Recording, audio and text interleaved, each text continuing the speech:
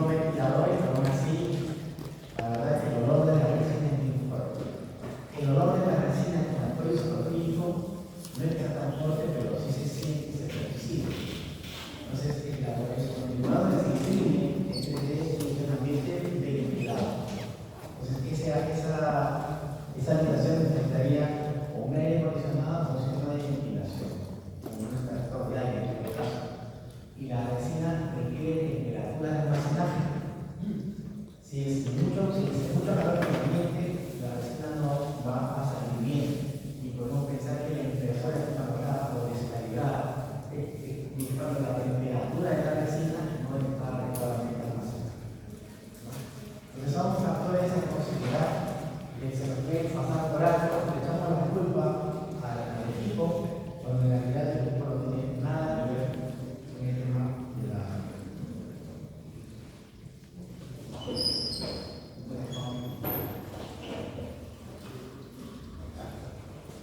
En el tema del error, justo llegó a ese detalle, le faltaba a todos, me cae la verdad, le faltaba a todos estos placas, por ejemplo, y como había muchas aperturas producidas por la parental que yo tuve que reducir la apertura, era de 2 milímetros, pero con la línea económica.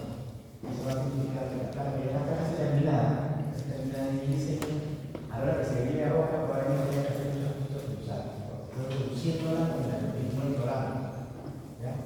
Todos han visto esto, ahora mi objetivo es ojalá el día lunes, ojalá podamos hacer las primeras impresiones. Porque no arriesgan nomás.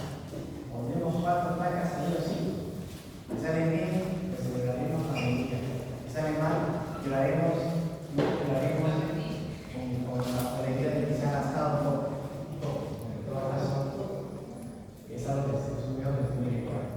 Bien, vamos a examinar lo que ya hemos adelantado, este examen. Estas citas se las manejan en toda Sudamérica. Todas las especialidades que se desarrollan en Sudamérica usan este instrumento de trabajo de evaluación diagnóstica.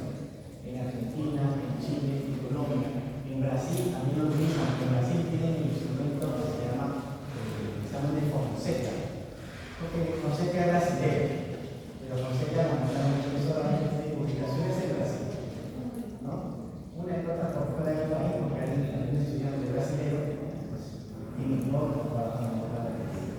Pero casi todos los países usan este instrumento. Y tenemos una versión oficial en el idioma castellano, ¿no? Esta es la versión que está en castellano. Ya les mostré en la clase cómo se debería citar. Y es una norma a seguir de manera internacional. Vuelvo a repetir, la evaluación que se hace de 2 puntos de vista, somático y psicosocial, o somático y emocional. Igual que la definición del dolor, tenemos que manejar más adelante, ¿no? Entonces, ya en el año 92 ya se plantea este doble 2 ejes. Eje 1 y eje 2.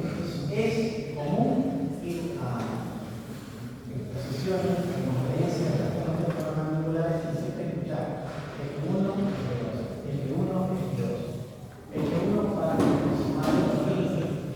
Y hemos visto que tenemos un instrumento electoral. Y la recomendación sería que esta hojita, esta página que está aquí, sea incluida en la historia, por ejemplo, de la clínica de democracia.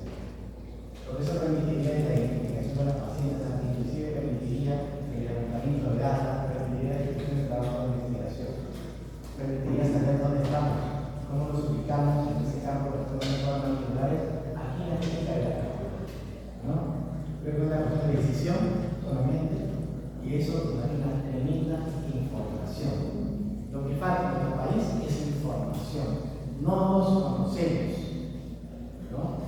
Y los grandes indicadores inclusive de salud mental no se conocen. Nos hace falta esa voluntad de poder simplemente tomar la decisión y llegar a las cosas acá, ¿no?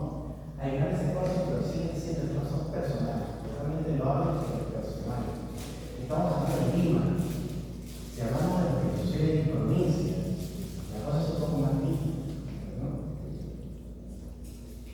¿Qué pasa cuando, por ejemplo, por qué una tesis como referencia bibliográfica? ¿Por qué creen ustedes que las tesis no se aceptan como referencia bibliográfica? Y no pensemos en mí, pensemos en las demás ciudades del país. Lo que pasa cuando una publicación sale en una revista, se somete a pares de revisores. Esos pares de revisores son ciegos, no es que están siendo ciegos, sino que su labor es ciega. El par de revisor realiza una investigación y no sabe quién es el autor, no sabe quién escribió, y se limita a hacer valoraciones o juicios de valor en base a criterios de metodología, criterios estadísticos y criterios también de propios de conocimiento del área que está evaluando. Entonces, si evaluamos tesis, la verdad es esa tesis y los datos fidedignos consignados suena realmente duro reconocerlo, ¿no? Pero hay que ser largo también de reconocer que tenemos tesis y tesis. No pensemos en mí, pensemos en otras áreas del país, ¿no? Y eso lo digo lamentablemente con conocimiento de causa. Lo digo así, lamentablemente, ¿no? Y a veces se recurre, y estamos en una época, chicos, ya los clientes saben, en que hay una suerte de desesperación por publicar. O sea, ya no se publica como antes y como se sigue haciendo hasta ahora, por supuesto, por el ánimo de resolver problemas en la sociedad en base a una investigación científica. Yo hago investigación para resolver problemas. Yo no hago una investigación para que ningún salga en una revista. Es una investigación para contribuir con algo positivo a la sociedad. Pero si se va a comenzar a publicar, comienzan a publicar todo donde sea. A mí me ha tocado muchas oportunidades para revisar de revistas serias, en las cuales yo notaba que había errores flagrantes de fondo metodológico. Yo recomendaba con todo mi corazón que eso no lo puedo firmar. Simplemente ya no le llegaban más correos que tener la primera revisor. Y lo más triste todavía es que ya se había publicado. Entonces, ustedes ya son una generación del presente y del futuro. Tienen que tener más juicio crítico para evaluar lo que están leyendo, ¿no? Y ustedes están leyendo los exámenes. El examen ha sido muy difícil, ¿no es cierto? Muy complicado. Pues al final, como todo material está muy fácil, pues al final va a ser mucho más elaborado, ¿no? Esa es su recomendación. ¿Ya? Sigamos con esto. Este uno es instrumento de triaje. Usted reconoce con un alto nivel de conformidad que un paciente tiene un trastorno de conformidad y se lo tuviera que un examen mucho más elaborado, ¿no? Pues tener los síntomas en el salón, bueno, ustedes revisados, de lo que se trata, casi incluye los ítems de personal de triaje, más el formato de examen. Ambos no se pueden separar. Uno puede existir del otro, porque si no, me faltan insumos para llegar al diagnóstico bajo este esquema de trabajo de este índice. O sea, esto lo vamos a desarrollar en clase, en práctica, de manera más desmenuzada, más específica, ¿no? En el eje 2 que contamos, tenemos una escala de lo crónico, que para este caso es esta la versión. Probablemente habrán otras versiones más adelante, es posible, y estas tienen su debido sustento. Y todos esos instrumentos ya están operacionalizados. No hay que estar creando nada, ¿no? Hay que estar simplemente adecuándonos y formándonos. Hay otros instrumentos, por supuesto, que sí lo saben. Y la de la movilidad mandibular también ya está operacionalizada. Y lo vamos a ver con más detalle, digamos, con el contenido de cada ítem, hacia dónde apunta cada ítem, que está considerado en este instrumento de cada dispositivo. Tenemos el TH9, que divide la detección, también aquí con todos sus ítems. Y esa es información que hasta cierto punto debería ser considerada confidencial, ¿no? Confidencial. Ya expliqué de cada profesor, de cada grupo de práctica,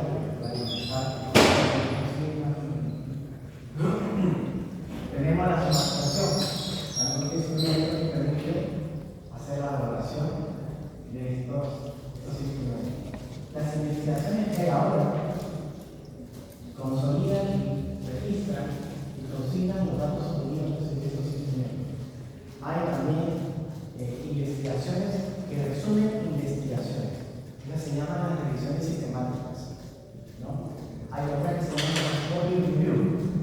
scoping review, que son investigaciones que resumen otras investigaciones. Tienen muchas críticas, eso es cierto, pero permiten ahorrar muchos tiempos de lectura, porque van resumiendo lo que otros investigadores están encontrando con diversos instrumentos. Hay otros críticos, por ejemplo, que dicen: si un paciente viene con dolor, no voy a emplear media hora haciendo encuestas. Lo atiendo de resolver su problema de frente. Una cosa es investigación, otra cosa es la aplicación clínica del conocimiento, la resolución clínica del conocimiento. Por eso es importante hacer esa división, ¿no? esa salvedad. Cuando trabajamos con pacientes, resolvemos el problema de los pacientes. Cuando hacemos investigación, pues lo hacemos con otro punto de vista, ¿cierto?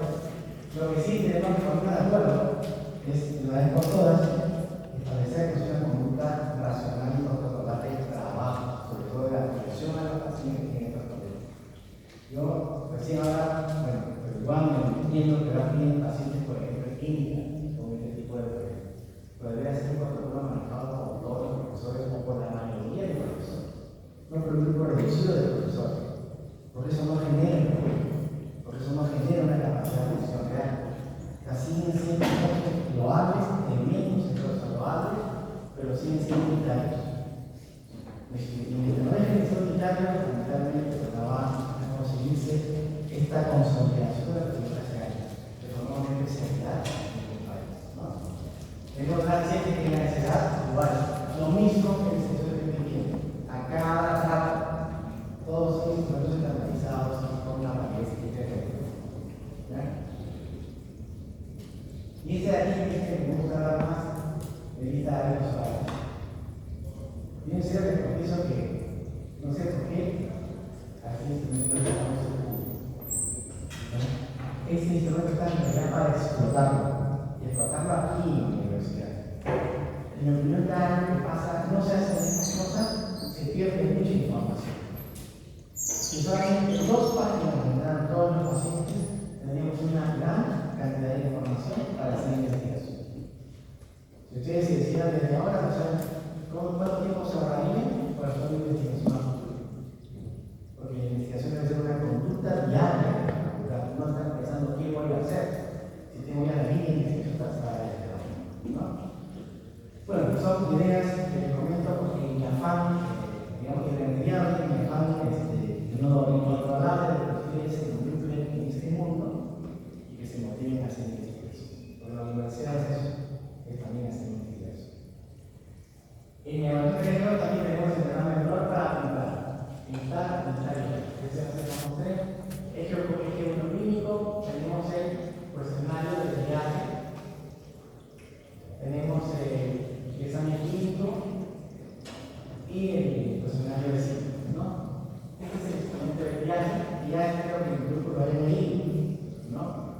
Dan una visión muy somera a lo que eso significa. Es primero tener las 3 condiciones en las que se han considerado los investigadores para considerar que el paciente tiene trastorno temporomandibular en cuanto se refiere a la presencia de dolor. Son trastornos temporomandibular dolorosos. Vamos siguiendo más allá. La primera condición, la presencia del dolor, el dolor reportado por el paciente, no asignado por el operador, sino reportado por el paciente, ¿no?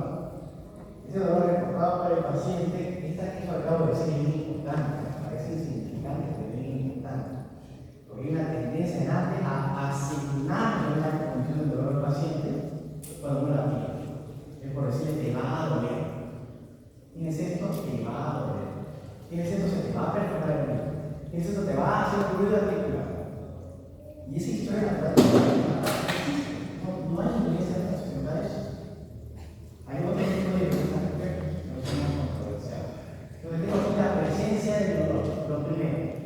En un tiempo establecido hasta ahora. Antes era 6 meses, ¿no?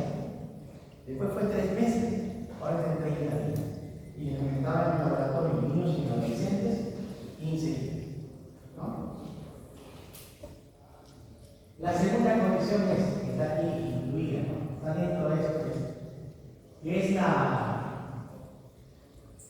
variación, ¿no?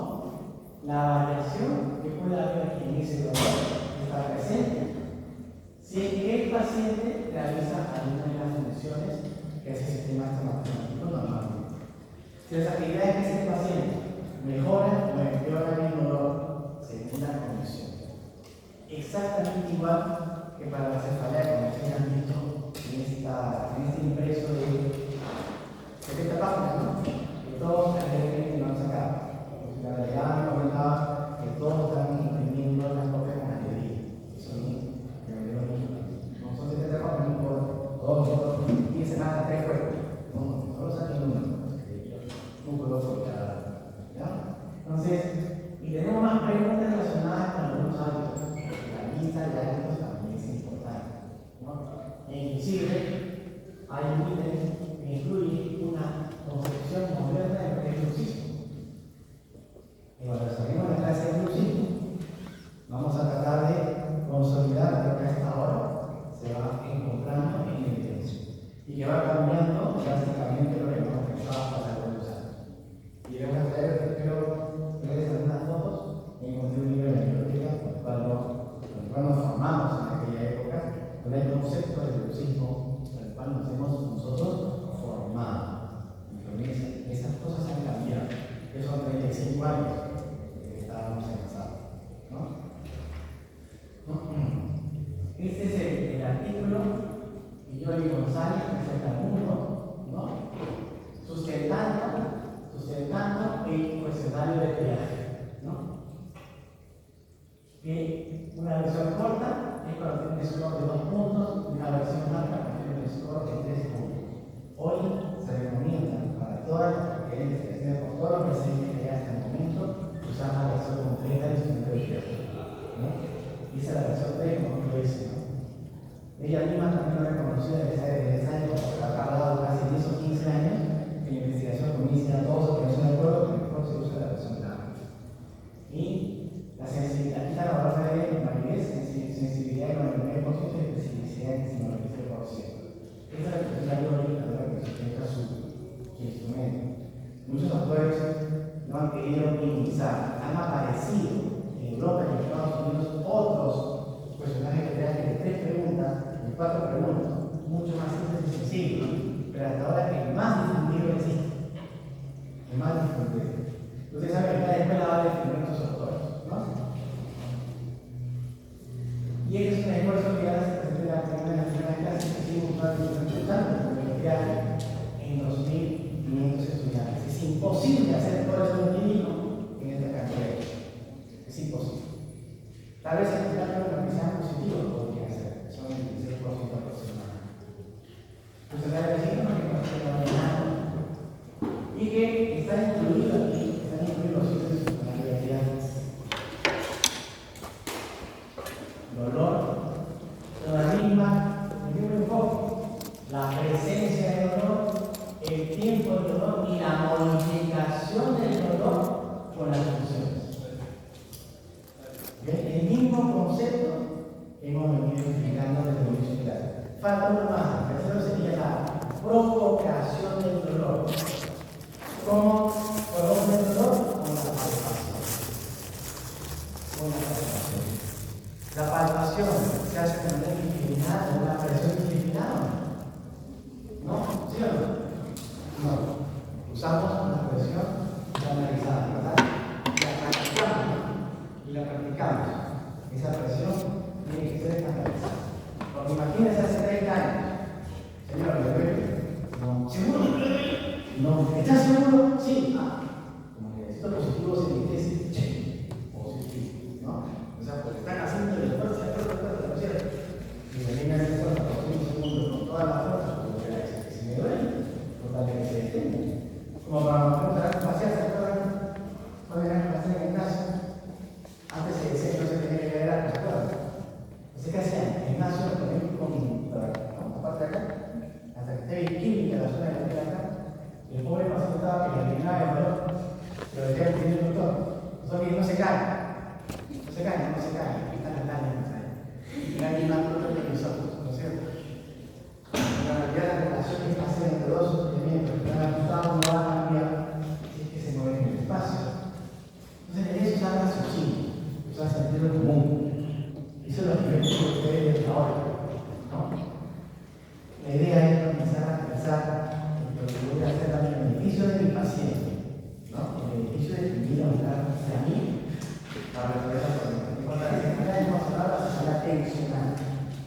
Sería bueno, en el sentido de ustedes, que comiencen a buscar cefalía tensional. ¿No? Sería bueno que comiencen a buscar cefalía tensional. Es muy interesante. No somos neurólogos nosotros. Tenemos que derivar al paciente neurológico si sospecha un dolor de otro tipo de origen, de otro origen.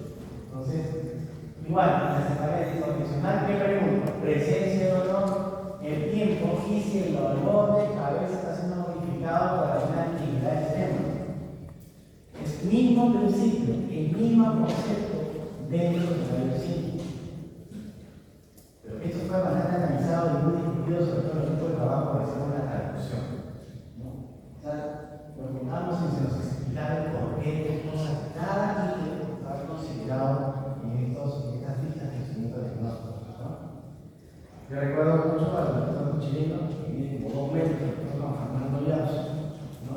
Él justamente analizábamos en equipo estas suerte de construcciones gramaticales para que se eviten términos que no se puedan entender. Y sean más neutros posible. ¿No? Grupos articulares, bloqueo cerrado, sino que los veo que no tener la boca, o sea, que se llama la puede cerrar.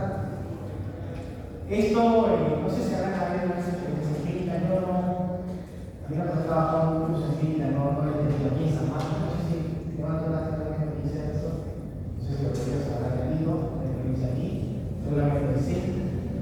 Pero hacer trabajar en la Universidad de California, todos los clínica, los iban corriendo, se ve la boca abierta. Y después un señor de nombre, un chasis, imagínense yo tenía que bajar la mandíbula de la pieza, por toda mi humanidad no podía. Se trata que el Señor, por favor, no me dejes abrir para poder parar encima de la cama y con toda mi fuerza. Entonces, son casos que aparecen así. Y hay casos que se pueden resolver, pues, a veces de manera rápida, pero hay otros casos que no. Cuando estaba en el hospital, todos esos durante el hospital, hay habido casos más drásticos en el hospital. Pero siempre puede suceder. Entonces hay que tener justamente el conocimiento para hacer esa maniobra. No estamos desarrollando aquí terapeutas en este curso, no la estamos desarrollando. La vamos a mencionar, pero no la estamos desarrollando. ¿No? Entonces, el examen clínico es una entrevista. Como les decía, en comandos. Todos han realizado los comandos. Se los expliqué en clase. El comando es importante. ¿Por qué es importante? Porque la diferencia de una instrucción verbal puede ser que yo dijiste un dato erróneo. Y eso está escrito. Eso está escrito. Si yo no doy la instrucción correcta según mi protocolo, se puede haber la posibilidad de que tenga un sesgo de información y que haya un registro incorrecto de lo que quiero evaluar. ¿Okay? Entonces es importante. Parece trillado. Es un guión, es un libreto. Es un libreto, un guión. Todos saben que es un guión, ¿verdad? Me van a pedir disculpas, todos vamos con un guión. No me vienen así, porque todos tenemos que pedir disculpas y vamos con un guión. Y lo voy a decir, y lo voy a decir. Y si me dice esto, y si me dice lo otro, le responderé con eso. Y si me dice aquello, pues salgo con eso. ¿Sí o no? Todos tenemos que saber las cosas que hacen. Es un guión. Entonces yo tengo que respetarlo. ¿Ya? Entonces no hay nada de que a ver, quita linda, a ver, por favor, si no voy a decir, Señor, por favor, que se quita, no.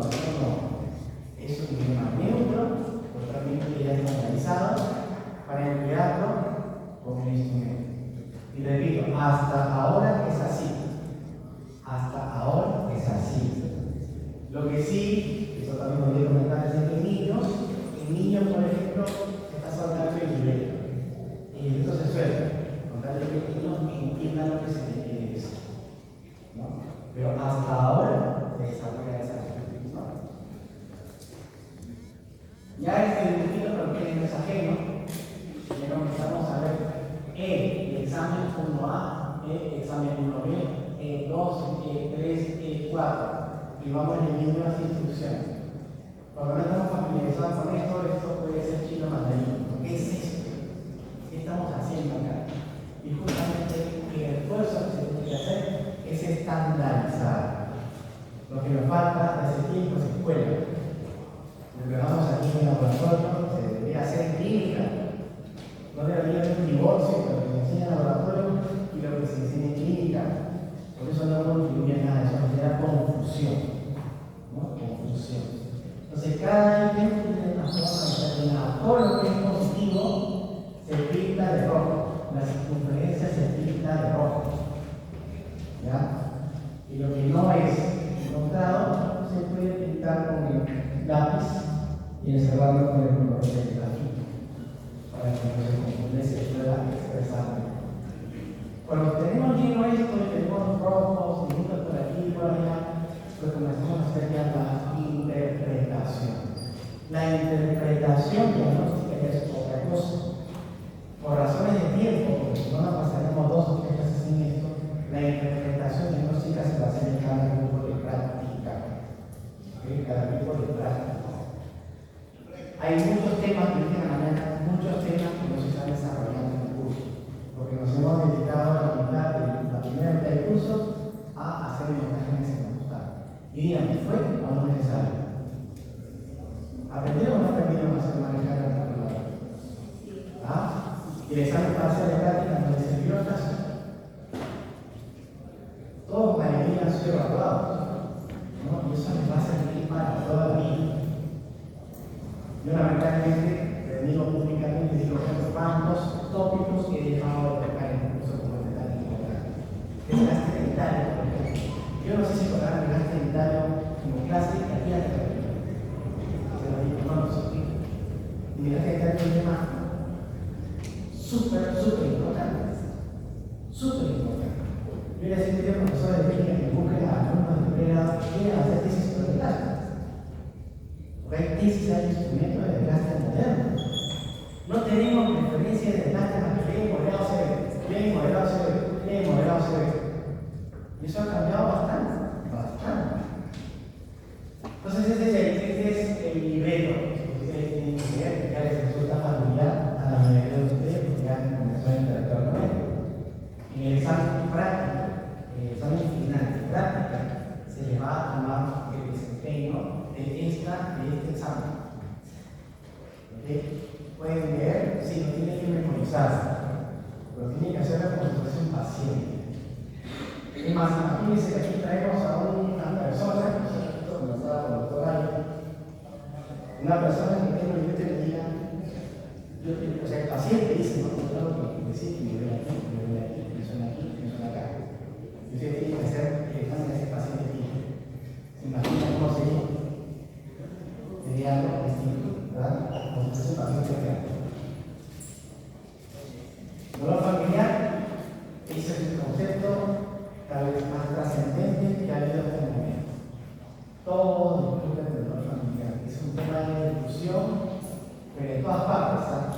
Las pocas oportunidades que he tenido estar fuera, y solamente he grabado cursos de trastornos neuromusculares, porque realmente es un tema tan apasionante, ¿no? Siempre el dolor familiar es como la piedrita angular, que mucha gente nos quiere desaparecer, ¿no? La quisiera desaparecer. Sin embargo, todavía persiste. Y repito, hoy los esfuerzos están abocados al mismo de Virginia. Tal vez en la siguiente reunión que tenga ese consorcio trate el tema de la familiar y trate el tema de minimizar los comandos con el paciente. ¿Ok? Entonces, es una información que se la podemos dar ahora. Sin embargo, no sigue siendo así. La dolor familiar se refiere a que es similar o parecido al dolor que usted podría haber sentido en esa área en los últimos 30 días. El tema familiar está conservado, en inglés igual. Y como les contaba en el laboratorio de niños y adolescentes, se cambió el término por habitual. Por habitual. ¿Ya? Igual en el video se ve esta maniobra. Recuerdo claramente, cuando yo los evaluadores internacionales nos hacían hacer la maniobra tal cual está en el video. Y como dije en clase, no se trata de acariciar al paciente, no se trata de acariciar al paciente, sino de señalar las áreas en las cuales estamos nosotros interesados en saber si ha sentido dolor, ¿no? Entonces esa es la maniobra que se ve en el video. La temporal, la articulación, no se puede subir. Esta secuencia es importante. Parece una cosa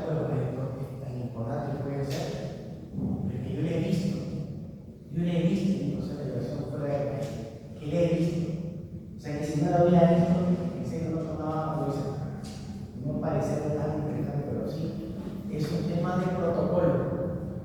Es un tema de protocolo. ¿Okay? Ya sea en cualquier idioma. Es un tema de protocolo. ¿Ya?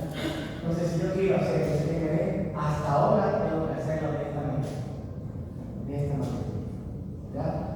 Eso es hacer escuela. Entonces, eso es hacer escuela, chicos.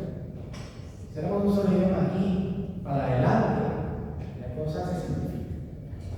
¿No? Se hace algo familiar o habitual, para usar los términos de el paciente señala las áreas y el examinador verifica las áreas. Y eso nos obliga a tener en mente lo que son los conceptos de fisiología muscular, anatomía, cómo yo evoco la posición de la articulación, cómo muevo la mandíbula para adelante, cómo abro la boca del tronco, trato de explicar esta persona que ustedes van a mencionar el pequeño valor. No es una cuestión mecánica. Eso no es una receta de cocina, es un criterio clínico de saber qué le duele al paciente. Pues si me enseñan acá ustedes a ver que van a enseñar ahí, puede haber otro proceso de información. Y esto ya depende de la ética de cada uno de ustedes. ¿No? Igual pasa a nivel profesional. La parte ética está siendo lamentablemente muy descuidada, muy maniatada, ¿verdad? Y la única preocupación cómo estos valores tan importantes a nivel profesional se han comenzado a debilitar.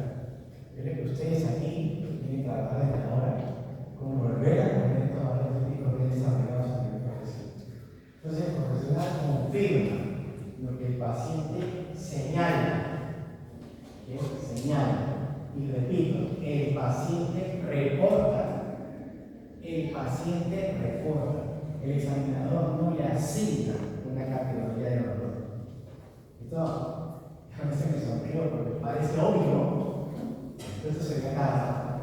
Mira, parece esa consulta y dice: mi doctor me ha dicho que no me saca esta corona, me va a doler la cabeza toda la vida. Y si no le das ese contacto, se me va a poner tantos problemas. Yo digo, tanto es que tiene que tener esa corona que tiene que hacer una corona de la boca, no sé. Entonces, esa es la parte que me refiero con la parte ética. Entonces, el paciente señala donde le duele. Señala donde le duele. Todas las fotos se pueden ver, como para que ustedes lo puedan identificar exactamente. Y el examinador confirma. ¿Dónde? Confirma. ¿No? Confirma el área y el paciente reporta el dolor. ¿Sí? No es otra medicación. Se confirma y se va a marcar. Por eso es mejor que trabajen de a tres. Una víctima, después de un examinado, el examinador, y ahí la pone, ¿no? Para que hagan el examen de manera más ágil, más dinámica. Y se va apuntando, se va registrando los datos de acuerdo al reporte y la verificación del paciente. El que antes no era así, que duele nada, no le había apuntado en inmediato. Este es un protocolo que exige la verificación del dolor como reporte del paciente. Parece obvio otra vez, pero es una importante decir, ¿no? Porque otros índices del paciente solamente decían: duele acá, la apuntamos como que ya todo lo puede. Y esto ya no es así. Dolor de cabeza igual, donde el paciente reporta, señala con su dedo, el examinador confirma la ubicación del dolor, donde está y lo va marcando. Entonces, otra vez, entramos al tema metodológico de la confirmación del dolor. En las reuniones iniciales, pasamos rápido, ustedes ya hemos visto, ¿no es cierto? Nos trabajamos en la articuladora. Exactamente igual. La diferencia cuál es: nosotros indicamos un cliente, seleccionamos un cliente y lo registramos en la ficha.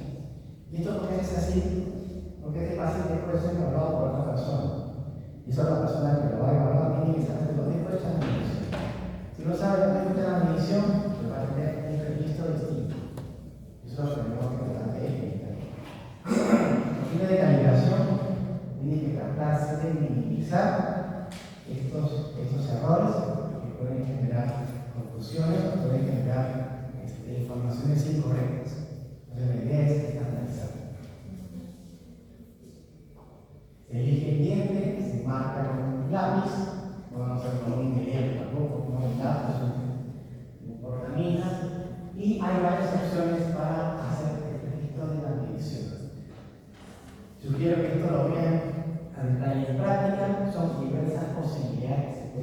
¿verdad? Para hacer la medición final. Lo van a evaluar y en base a eso van a hacer el registro de las relaciones físicas. Tanto la sabiduría vertical, horizontal, y en este caso sería el medio 1-1 con una referencia. Y tiene que estar indicado. Y si no estudian los dos, los tiene que estar indicado que es esa forma. Aunque sea escrito ahí, para que el examinador que vuelva a repetir la evaluación lo pueda hacer claramente. Para una apertura, bueno, nos separamos delante del paciente y ellos sumamente se registran dinámicamente. Ustedes, si quieren, pueden filmar un video. Yo tenía una colección de 50 videos, pasaba así, y iba toda la ropa moviéndose. Lamentablemente, hace unos años, cuando se estudió en mi departamento, se me iba a robar todo, se robaron mi computadora y lo dijo. Se fue mi colección de apertura. Tengo una de las aperturas muy curiosas, pero no tengo la memoria que tenía. Pasaron de estructuras, salió un montón de cosas. Y voy a elegir una de ellas para ver qué pasó en mí. Eso se ve. Se ve en vivo y se ve en la apertura izquierda. No lo puedo fotografiar. Solo que hay un video. ¿No es cierto? Y usted tiene que desarrollar criterio clínico. Criterio clínico. O sea, no se trata de matematizarlo, sino de que ustedes lo puedan observar. Criterio clínico. Y ustedes ya pacientes comiencen a desarrollar criterio clínico. Y sobre todo tiene que ser una valoración muy obvia. Si usted ve una pequeña desviación, repita el movimiento, abre izquierda, como dice la instrucción, abra su boca lentamente, lo más que pueda, aunque sienta dolor, y después cierra. No es empezar como loco. Aquí importa mucho la instrucción. Yo doy mucho valor a la instrucción. ¿No? El hallazgo clínico de ustedes puede tener errores, pero por supuesto estamos aprendiendo. ¿No es cierto? Estamos aprendiendo. Si es recto, si tiene una desviación a la izquierda, si una desviación corregida. Y tiene que ser categórico el hallazgo. Es decir, que tiene que estar por lo menos en 2 de 3 centímetros de apertura. Y que se repita, porque si no, pues es algo que no está, digamos, en el paciente establecido. De repente, cuando está nervioso, se hace de una forma, y ustedes no se dan cuenta, cuando lo repite, lo hace de otra forma. Entonces, aquí sí les pido que lo trabajen con sus profesores de práctica, porque esto es práctica, aunque suena redundante. Esto es práctica. El profesor puede ver una forma también, como cuando veíamos el vasto en la guía escuela de arte facial. Doctor, está en el centro. No, está en el centro, decía, muy bien, está en el centro. Me preocupaba cuando me decía, doctor, está en el centro, yo lo había desviado hacia la izquierda. ¿Por qué? Porque a mí da una suerte todavía de aprendizaje en la valoración clínica. Eso es importante porque ustedes tienen que desarrollar la valoración clínica. ¿Ok? Sin temor a equivocarse, porque estamos para equivocarnos, estamos aprendiendo. ¿Ok? Estamos aprendiendo. Movimiento de apertura. Abrir su boca lo más que pueda sin sentir dolor. La apertura sin dolor. ¿No? Esa es la primera, apertura sin dolor. En este caso, la mamita habló un poquito. ¿Se acuerdan en el video? Habló un poquito. Y se manda aquí. Como es sin dolor, no tengo nada que llevar en las casillas. La siguiente es apertura máxima no asistida. ¿No? Abra su boca lo más que pueda, aunque sienta dolor, aunque le duela. ¿Okay? Aunque le duela. Si ya está involucrado un componente de dolor, en la ficha automáticamente tiene que estar su valoración de dolor. Eso es algo que tiene que también saber ya por lógica. Y si hay dolor aquí, ya tengo que marcar dónde le dolió. Abrió 41. Y se me indica, por ejemplo, dolor aquí, de inmediato yo hago la pregunta: ¿dolor familiar? Cefalea familiar. Fíjense que solamente cefalea familiar hay en músculo temporal. ¿Por qué? Pero se tira en práctica. Porque en la sien es la única zona que hay una coexistencia entre una cefalea tensional con un trastorno temporal. ¿Se acuerdan? Por lo tanto, no puede haber una casilla de cefalea familiar en el acelerón de los trastornos musculares. ¿Está bien? ¿Está lógico?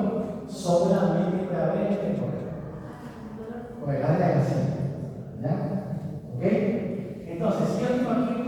positivo por acto reflejo. ¿Dolor? Sí. ¿Familiar? Sí. ¿De manera familiar? Sí o no. Cada vez que ustedes tengan una respuesta de dolor de inmediato. Familiar, ¿no? Igual aquí en el macetero, la articulación, otros músculos, otros grupos musculares. Entonces ahí está. Si te va el movimiento, identificar los movimientos, se marca el temporal, sí. De inmediato, acto reflejo, dolor familiar, sí. De inmediato, acto reflejo, dolor familiar, sí. Lo digo acto reflejo, pero ustedes deben hacerlo rápido, no otra cosa. No hay nada para reflejo de dolor. Es una reacción inmediata, dolor, acto reflejo familiar. En el caso temporal, se refleja familiar. De inmediato.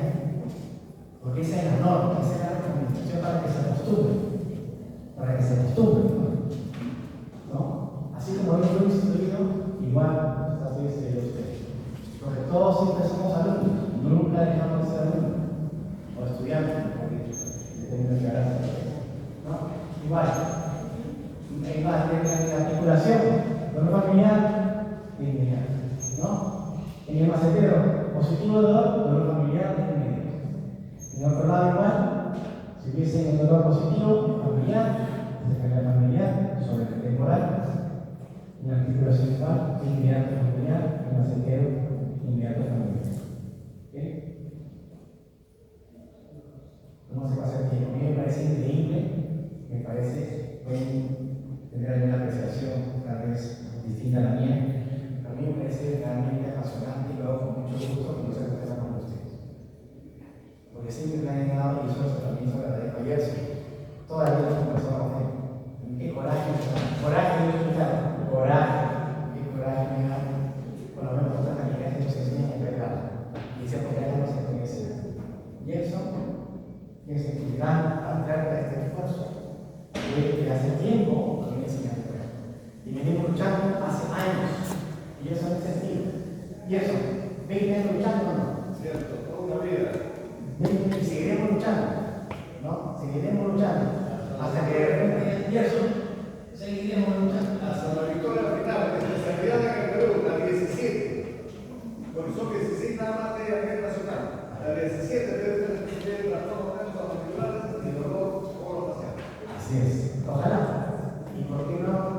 En la primera universidad o la primera facultad que la dije, es un sueño, pero ¿por qué no se puede soñar? ¿Por qué no se puede soñar? Si estamos trabajando toda una vida por eso, ¿no? Disculpen la emoción. La apertura máxima asistida, se hace la maniobra, ¿no? De poder hacer el incremento de la apertura. Si ves el brazo, ¿qué vas a soltar? Y la fuerza de la idea que soltaba.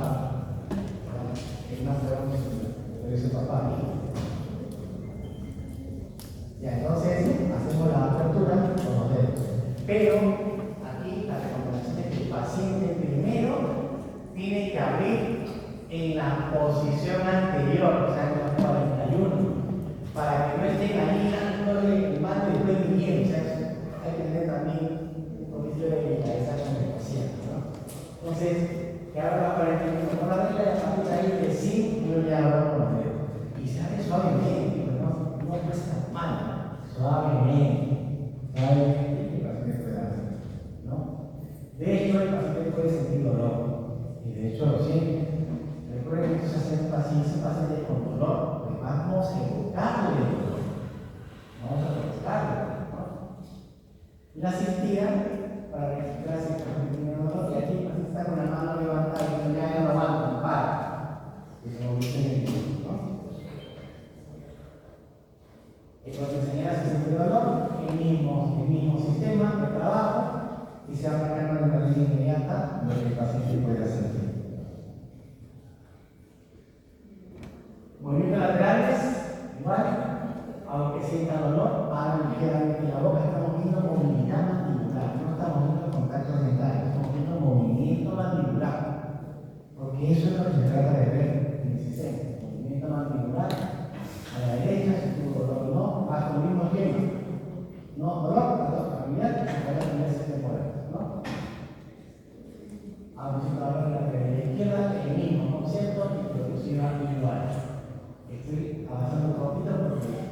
perfecto. Los articulares, igual, miren igual. El examen y la maniobra habla lentamente. A veces cuando yo veo a operadores, a ustedes mismos, a colegas que tengan el estudio de la articulación, habla así. Entonces, eso es justamente la falta de protocolo. Es la falta de protocolo. Cuando hacen una instrucción distinta, el resultado del examen puede variar. ¿No? Puede variar. Entonces, hay que tener cuidado, no invadan las instrucciones. No quiero aventurarme a decir que esto va a cambiar, porque ciertamente va a cambiar, pero va a cambiar con ciertas modalidades, ¿no? Con ciertas directivas, ¿no? Que va a poder cambiar. Si se repite siempre 3 veces las maniobras de movilidad mandibular, ¿no? El glúteo articular, motivo de explicación, ¿no? Igual, si sabemos que apertura y cierre, el examinador registra y el paciente también ahí contribuye con su propio reporte. Contribuye con su reporte si el paciente lo sintió, como fue en este caso. María Patada, en el laboratorio no tengo ninguna información, ningún reporte en lo que se refiere al ruido de trabajo del paciente.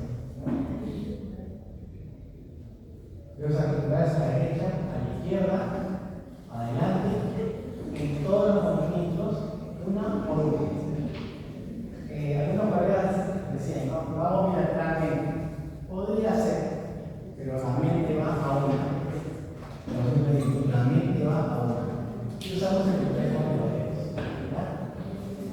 Igual que los articulares, el dolor, y si veo los familiares. Una de las primeras funciones más notables. El dolor articular, el dolor familiar, ¿no? En esto, al ver hacemos la palpación, tener el tiempo lo gana. La palpación es aplicar en la televisión paciente que voy a aplicar presión en diferentes áreas de su cabeza, caer en la mandíbula. Y él pregunta acerca del dolor familiar y dolor de cabeza familiar. Miren aquí, además, le voy a preguntar si el dolor permaneció solo bajo mi dedo o si lo sintió también en algún otro lugar aparte de debajo. No me acuerdo cuánto hemos discutido esta frasecita, ¿no? Entonces, si ustedes se acuerdan en una región muscular, dolor, después de haber hecho todas las preguntas, el dolor se quedó solo debajo del dedo o se fue a otra área. Si se fue a una área muscular distinta, es un dolor preferible. Si se queda en la área muscular del grupo muscular que se ha evaluado, el dolor es preferible. Tiene que ser un grupo muscular distinto. Cada vez que aplicaríamos la presión por 5 segundos. 5 segundos. Totalmente discutible, presenta variaciones, pero el protocolo 5 segundos. Por eso le decía, este es el alúmetro o la balanza que tenemos, la balanza que hemos la ropita que hemos llevado al laboratorio, y comenzamos a tener grupos musculares, ¿no? En estos grupos musculares tenemos por cada fascículo del músculo temporal 3 puntos apartados. Entonces en el temporal tendría 9 puntos. 1, 2, 3, 1, 2, 3, 1, 2, 3. Y en cada uno de ellos son 5 segundos. Ese es el protocolo. Lado derecho, lado izquierdo y se registra el otro. Luego hay que pasar rápido por tiempo. Pero esto tenemos felizmente 4 horas de práctica para hacer esto. La siguiente semana todo es entrenamiento. Full práctica. Y este es para que ustedes se puedan ir familiarizando con este ejercicio. En el macetero igual, 3 puntos por cada lado. Posterior, medio, anterior, origen, cuerpo, inserción. 1 kilo de presión, en la articulación temporal mandibular, en el polo lateral, 0,5 kilos, y alrededor del polo lateral, en las instrucciones de van a decir que el paciente abre un poquito la boca, lleva hacia adelante la mandíbula y el dedo atrás a generar una depresión. Por ejemplo, la depresión hace 1 kilo de presión alrededor del polo lateral por 5 segundos. Y eso es lo que van a registrar como presencia o no de dolor. Y también lo y repito, eso vamos a ver todavía en el grupo de trabajo, en práctica, es en la región intraocular, ¿no? Es el 0,5 de presión aquí.